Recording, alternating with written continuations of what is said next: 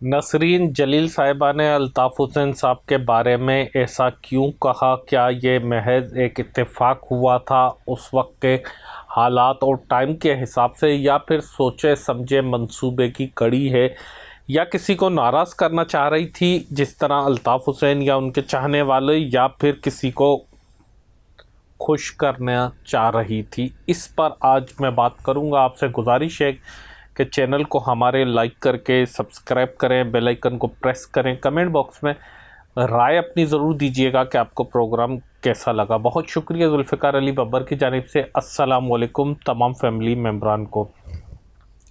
नसरीन जलील साहिबा के बारे में थोड़ा सा मैं आपको बता दूं। वैसे तो आप लोगों को पता होगा, लेकिन जिन दोस्तों को नहीं पता है उनके लिए कि 88 में इन्होंने ये तहरीक ज्वाइन की थी, और ये उस तहरीक का हिस्सा नहीं थी जिसने डंडे खाए, जिसने मार खाई, जिसने एक एक रुपया इकट्ठा किया, एक एक रुपये का नोट इकट्ठा किया और उसके बाद ये तहरीक बनाई। ये 88 में आई थी, जिस ज़माने में वो सीटें एमक्यूएम जीत चुकी थी।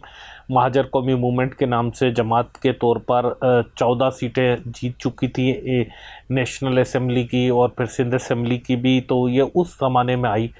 ये 2 दफ़ा मिनिस्टर रही, नायब नाज़िम रही, उसके अलावा सेनेटर रही, उसके अलावा ये मैं जो तमाम एम्बेसीज़ थी उनको देखती थी, और ये मुख्तलिफ़ ओहदों पर रही।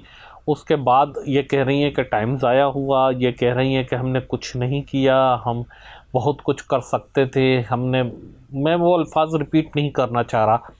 तो मेरा ख्याल है कि उस टाइम पर भी ये बालिग थी, उस टाइम पर भी ये जवान थी, उस टाइम पर भी ये ज़ी शऊर थी, पढ़ी लिखी थी, ये सेंसेबल थी। तो इंसान को समझने में 1 महीना लगता है, 1 हफ़्ता लगता है, 1 साल लगता है, 5 साल लगते हैं, 10 साल लगते हैं। ऐसा कोई हो सकता है कि कोई मैच्योर एज में किसी पार्टी, किसी तहरीक को ज्वाइन करे और उसके बाद वो दिहाइयों तक उसके साथ जुड़ा रहे, और जब उसकी उम्र गुज़र जाए और उम्र के आखिरी हिस्से में वो पहुँचे तो फिर कहे कि मैं तो गलत लोगों के साथ था, मैं तो बिल्कुल गलत रॉन्ग साइड पर था। तो फिर क्या कहा जाएगा? या तो आप इतनी बेवकूफ़ हैं कि आपको समझ ही किसी चीज़ की नहीं है, तो भी फिर आपको ऐसी बात नहीं कहनी चाहिए, या फिर आप मुनाफिक हैं और आप मुनाफिकत कर रही हैं, तो फिर तो आप कह सकती हैं।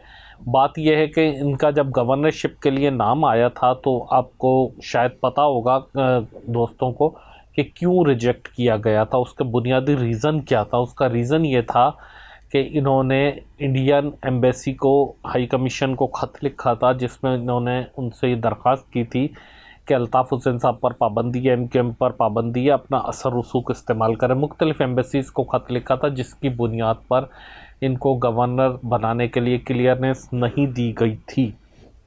एक तरफ तो ये इतना खुश करना चाह रही थी, और अब जब कुछ नहीं हुआ तो ये भी उसी सिस्टम का एक हिस्सा है कि जो चाहती हैं कि अल्ताफ़ हुसैन साहब वापस ना आए, उनकी जमात वापस ना आए, उन पर से पाबंदी ना हटाई जाए, जो कि ज़ाहिर सी बात है गैर कानूनी, गैर आइनी, गैर ज़रूरी, गैर अखलाकी है पाबंदी। और उसके अलावा ये नहीं चाहते, ये लोग खौफज़दा हैं अल्ताफ़ हुसैन साहब से। बेसिकली मैं कोई उनकी जमात का नहीं हूँ, या अगर वो आ गए तब भी मुझे किसी ओहदे पर नहीं रखेंगे। ना तो वो जब थे तो मुझे कोई ओहदा या मेरी किसी फैमिली को कोई ओहदा मिला, ना तो मैं उनका बुनियादी रुकन हूँ, ना मेरे ख़ानदान में से कोई कभी रहा उनका रुकन। हमें उसके बाद भी सहाफ़त करनी है, उससे पहले भी सहाफ़त कर रहे थे जब उनका उरूज था, जब भी हमने सहाफ़त की। मैं रिकॉर्ड पर यह बात कहना चाहता हूँ कि मैंने या मेरी फैमिली ने आज तक, हालांकि उस ज़माने में भी मैं फील्ड में भी था, सहाफ़त में भी था, पूरी ज़िंदगी में कभी 1 रुपया भी डायरेक्टली या इनडायरेक्टली नहीं लिया, कोई ऐसा बेनिफिट नहीं लिया।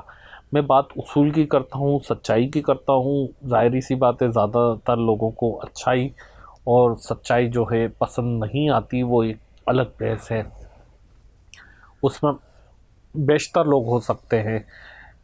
लेकिन नसरीन जलील साहिबा का इशू ये है कि वो आज भी दिल में कहीं ना कहीं ये ख्वाहिश दबा कर बैठी हैं कि शायद उनको गवर्नरशिप दे दी जाए, शायद उनको कोई पोर्टफोलियो मिल जाए, शायद उनको किसी जगह का मुशीर बना दिया जाए, किसी महकमे का, शायद उनको कोई ओहदा दे दिया जाए। लेकिन ये चीज़ मुमकिन नहीं है अब, क्योंकि एमकेएम पाकिस्तान की जो सूरत हाल है वहाँ पर आपने देखा कि जो नूरा कुश्ती चल रही है खालिद मकबूल सिद्दीकी साहब और मुस्तफ़ा कमाल साहब, और उसके बाद फिर जो फ़ारूक सत्तार साहब अपने तौर पर गेम खेल रहे होते हैं, पीछे से गवर्नर साहब भी हैं, तो इन सब के होते हुए नसरीन जलील साहबा की दाल नहीं गल रही थी, तो वो चाहती हैं कि अपनी जगह बनाई जाए। कहाँ पर जगह बनाई जाए आप समझ रहे होंगे।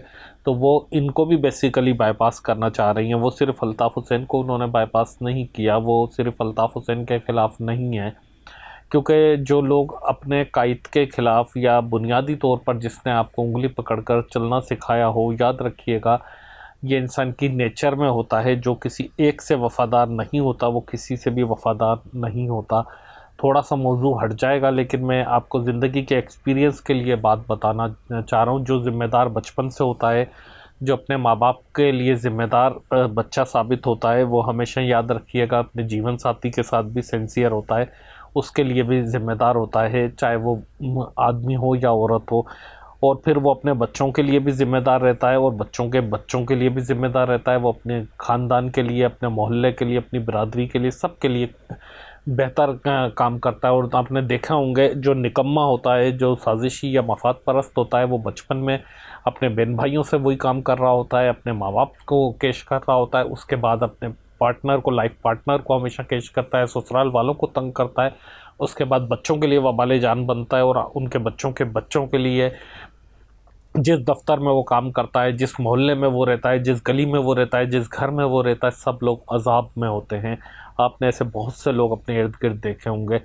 तो यही मैं एग्ज़ाम्पल इसलिए दे रहा हूँ कि थोड़ा सा समझिएगा। जो अपने कायद से मुखलिस नहीं रहा, तो वो मौजूदा एमक्यूएम से भी वो उनका कोई ऐसा नहीं है। वो चाहती हैं कि किसी तरह उनको कोई स्पेस मिले, कोई वैक्यूम अगर नज़र आ रहा हो तो उसमें वो एडजस्ट हो सकें। ज़ाहिर सी बात है, इक़्तिदार की भूख बड़ी शिद्दत की होती है और इक़्तिदार के बग़ैर रहना हर किसी के बस की बात नहीं है। अल्ताफ़ हुसैन तो इतने सालों से रह गए।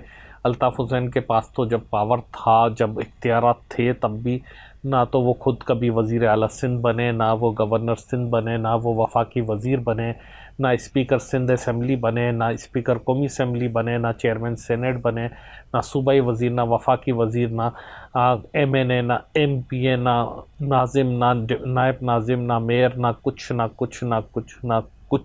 कुछ भी नहीं बने। ना उन्होंने अपने सगे बहन भाइयों में से किसी को बनाया कि ये मेरा भाई है, ये मेरी बहन है, ये मेरा भतीजा है, ये मेरा भांजा है, भांजी है, भतीजी है, इसको बना दो, ये बड़ी प्यारी बच्ची है, ये बड़ा प्यारा बच्चा है। ऐसे करके उन्होंने किसी को एडजस्ट नहीं किया।